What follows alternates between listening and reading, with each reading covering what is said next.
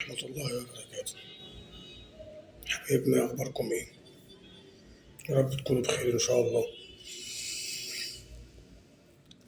وفي ناس كتير كلموني عشان الفيديو اللي فات وعشان الحل اللي حاصل بين الشعوب العربية المسلمة، وبعتولي رسائل كتير ومنهم مغاربة ومصريين، وللأسف كان في برضه بعض الرسائل فيها استهجان عليا وتهجم وتهكم وشتيمة ومعايرة وسبان وسب، يعني بالمصري سب. وأنا لا أبالي ولا أهتم. I don't care. للأسف في حاجة اسمها الذباب الإلكتروني. الناس ياما عارفة المصطلح دوت. المصطلح ده عبارة إن في ناس مؤجرة يعني ناس مؤجرينها عشان تعمل فتنة بين المسلمين. الناس دي يعني بيتعبوا على الفاضي، يعني أنا بقول بيتعبوا على الفاضي، بياخدوا فلوس وبيتعبوا وبيتعصبوا ويعملوا فتنة،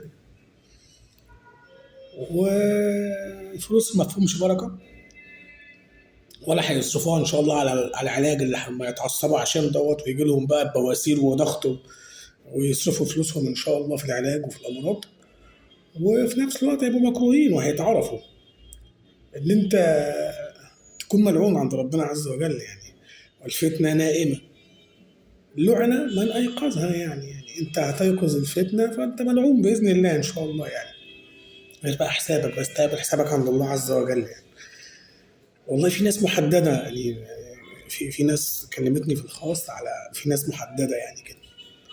واحد يعني قاعدين في المغرب مصريين، أنا شايف إن هم ملهمش شغل على مشغلة. الحمد لله أنا رحت المغرب، تعبت وشقيت وبنيت ونمت في الشوارع ونمت في مكان عملي، الحمد لله. والناس ياما عارفة إن أنا عملت إيه في المغرب واشتغلت إزاي في المغرب واللي حصل لي في المغرب. فوق راسي فوق راسي، دخلت بيوت ناس مغاربة وعشت فيها كتير قوي بكل كرم. يعني احنا لو هنتعلم الكرم نتعلموه من المغاربة، نتعلم المسامحة نتعلموه من المغاربة. اخوات مسلمين، يعني احنا ربنا عز وجل وزع الصفات الحلوة على المسلمين. مصر خدت حاجة، المغرب خدت حاجة، الجزائريين خدوا حاجة، السودانيين خدوا حاجة، السعوديين خدوا حاجة كده. يعني احنا الحمد لله واخدين حاجات ياما كمسلمين كلنا، يعني واخدين صفات حلوة من ربنا عز وجل ومن رسولنا صلى الله عليه وسلم. وصلى الله عليه وسلم ياما يعني يعني أوذي عشان ينشر الإسلام، وإحنا بنهد في كلمة. أوذي صلى الله عليه وسلم عشان ينشر كلمة التوحيد والإسلام ونكونوا أمة جميلة. يعني إحنا هنكونوا شهداء على الناس، والرسول صلى الله عليه وسلم هيكون شاهد علينا كلنا. فكل كلمة بتطلع من أي واحد مأجرينه الناس مستأجر عشان يقول كلمتين ملهمش أي لازمة، يعني اتق الله، نقي عقلك، اقعد مع نفسك، اقرا كلمتين حلوين كده في القرآن، وشوف احنا هنوصل لفين بعد الكلام اللي انت بتقوله. في مخاخ عقول صغيرة هتستقبل منك الكلام ده ولا لا. يعني واحد زي معرفش اسمه الفلاح ولا معرفش ايه، راح عند الفندق ويقول لهم هو ده الفندق اللي قاعد فيه حسام يا حسن. يعني يا عم انت مالك يا عم، انت مالك يا عم، خلاص يا عم الموضوع انتهى، انت مالك يا عم، لا اله الا الله، اتق الله.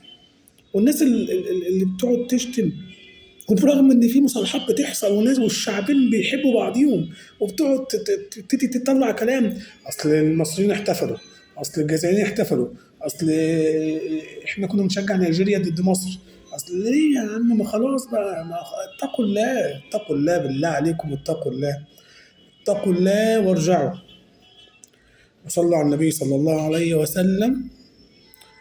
ويا رب كلنا كده نعمل حملة حلوة عشان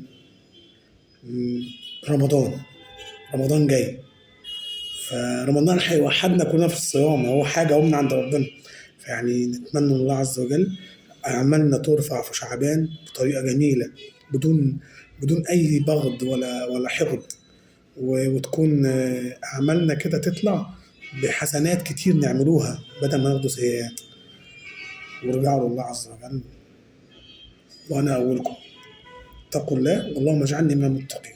السلام عليكم ورحمة الله وبركاته.